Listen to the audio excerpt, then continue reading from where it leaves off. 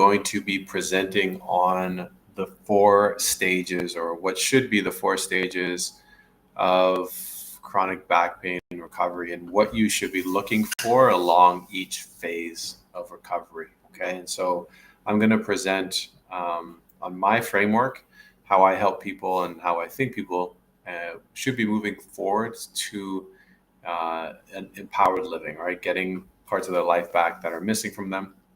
And I'm going to walk through this framework just to give you an idea of what it looks like, okay?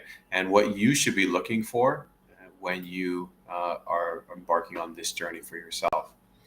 Okay, so what you're looking at right now is the recovery pyramid. This is phase 1 of my body rebuild system. And the reason why I'm showing you this is because I just want to show you what it actually looks like and what you should be focusing on. Okay, and so the first step of this is about building awareness. Okay, awareness of your situation, acceptance of your situation, awareness of what's causing your pain, what some of your pain triggers are, right? This is very important because a lot of people don't even know why they have pain. They wake up in the morning and they say, I don't know why I have pain. Some days I have pain, some days I don't. Talk to people all the time who are stuck in this area here. So we want to develop awareness and so we can take action, right? And we can have an understanding of what's taking place, right? This is a loop that takes place. When we build awareness, we take action, we have understanding, we build awareness through that. And then we build a foundation, right? Understanding what's happening, what's going on, why it's happening, and then a foundation of what to do, right? And how we feel. And the next thing is the transformation, right? Progressing to a point of empowerment. So along this journey, what do you actually do to, do, or what should you be looking for to make sure you're doing the right things? Okay, so the first part of this journey is level 1, right? So this is really, like I said at the start, building awareness. So we want to build awareness and stability in our body, in our training, in our pain levels, right? This really is about getting off the roller coaster of uncertainty and really getting to a place of understanding of what's happening. So I call this foundations. And what you're looking to achieve at this level is building a foundation, obviously for pain-free training. But how do you do that, right? That's the key. And so what we do in this place here is we want to understand our pain triggers, right? So understand why some days you wake up and you have pain and other days you don't. Why some days you feel good and other days you don't, right? This is really, really important. This goes to everything you do throughout the day, like long-term, like throughout the day. Hey, how often am I sitting? Or what are some of the things that I'm doing, maybe training-wise, that are causing pain?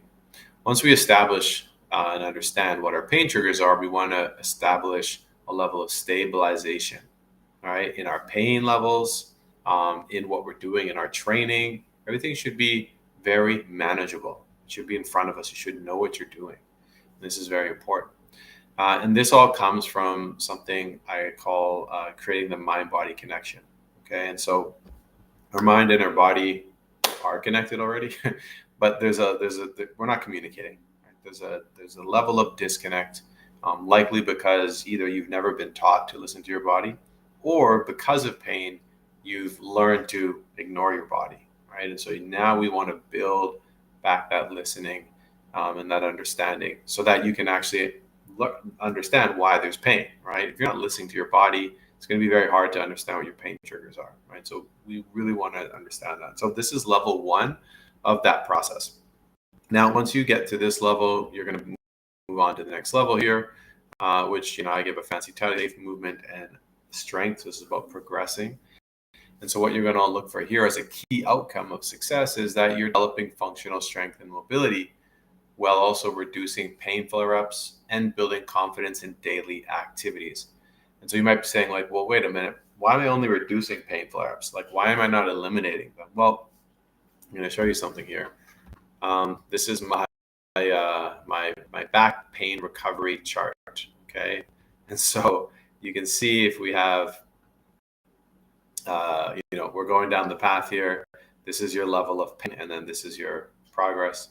Okay, we start off here, and sometimes we go up and we start to figure things out, and and then we go down a little bit, then we go way down, and then we go back up, and we go up like this, right? But what we want to see in this phase here, the thing that we really want to see is that those pain flare-ups are less intense, and they're not happening as long, and they're not lasting as long, right? So if you have one, it's just a day, it goes away. And so you know you're on the right path because the amount of time that you're in the flare-up is shrinking, and the intensity of the flare-up is shrinking, and how often they're happening is shrinking as well. Okay, so this is how you know you're on the right path. So this is be something that you're looking for if you're applying the right system to your training. You should understand that, hey, like things are going well because I'm not really getting those flare-ups anymore, or at all. If I am getting them, they're not as frequent or intense. Okay. And then, of course, building confidence in daily activities. So this would be like, hey, before, you know what, even just bending down and tie your shoes was difficult, but now, hey, I can do that. It's okay. I know how to without causing more pain. I'm able to move freely. In some cases, maybe you're still a little bit limited, but you're starting to see that your movement is starting to open up. You're building confidence in your movement. All right. So this is what you'll see here. The next one, next level here, level 3, alignment and functionality. So the key outcomes here is you're starting to perform functional movements pain-free while reinforcing mobility, posture, and strength. Okay, and so functional movements is a very general term. It's an open term to just mean moving around here, moving your body, but it can also be things like at the gym, like everything's functional, right? Like if you're trying to lift things, you have to be able to lift. And so you may be getting back to doing things at the gym, but you also may be able to move things around at home.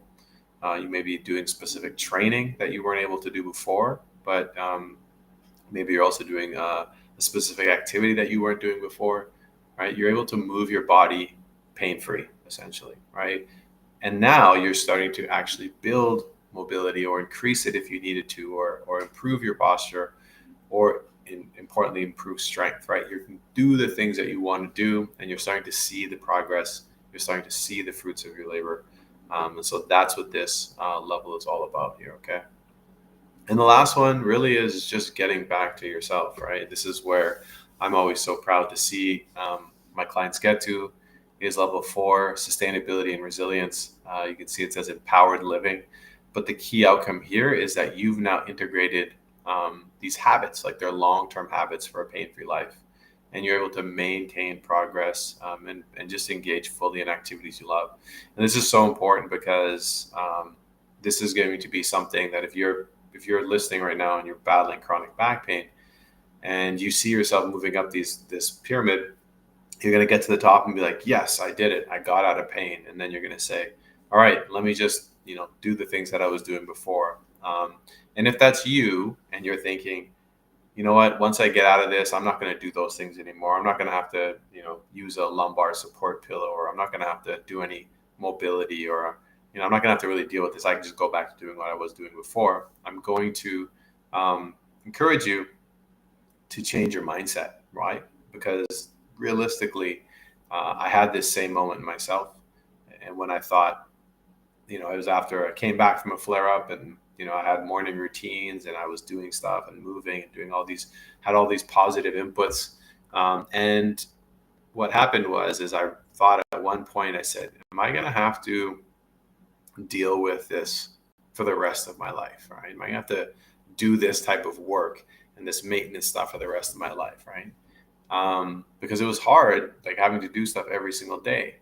But then I realized that at some point, at first it was daunting. It was a daunting realization, like I'm going to have to deal with this. But then I thought to myself, well, yeah, like that's normal, because anyone who says, when they're older, when they say, hey, you know what, I want to be an active elderly person. I don't want to be like my grandpa who's stuck in a chair. I don't want to be like my grandma who uses a walker and she's only 65, she's only 70. But if that's the case, then you're going to have to be active and move and be strong your entire life up to that point, right?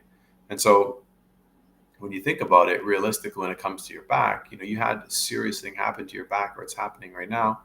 Once you get out of this, right, you're going to want to do positive actions for the rest of your life, so that when you are 60, 70, 80, or even 50, 60, 70, 80, you're not like the crippled person, right? And so to do small things. Once you get out of the hole, once you get to level 4 here, you don't have to put as much effort into getting there. But just getting there is hard. But then once you're maintaining, it's much easier and you don't have to do as much. So before I used to do this crazy morning routine all the time, every day. Eventually I just started doing less of it, but I still prioritize movement. I still make sure that I walk or I have some form of mobility. There's always something in my life that I'm doing. And I make sure to prioritize that. Right. And so if you're thinking right now, like, oh man, like I don't have to do that stuff for the rest of my life. That's not something I want to do. Then, again, I would really, really encourage you to just change that mindset and really just take on a mindset of, no, you know what? I want to be someone who's active in the future. I want to be someone who has control of my life. And as a result of that, I'm going to do what's required so that I can live that life, right? You want to live that life, you're going to want to live it right now. And that's the key is like live the life you want to live in the future right now. And if you do that, then you'll have success, right, in the long term. Because I see people who will get out of this problem and they'll fall right back into it. Okay, so I just wanted to jump on real quick to chat about that and to share my experience and to share my framework and to give you an idea of some of the things you should be looking for to know that you're on the right path. Okay, so I hope this was really helpful, and I hope that if you're watching this right now, you're able to get some value from this. Now, if you did get some value from this, I want you to leave a comment. I want you to drop a like and let me know that you like this and ask me any questions that you have, and I'll get back to you. And again, I wish you well on your healing journey. I know sometimes it can feel like you're alone, but there's lots of other people out there, and I'm here to offer my guidance. So just shoot me a question, shoot me a comment, and I'll be happy to answer. Okay, that's all for now, and we will sign off. Take care.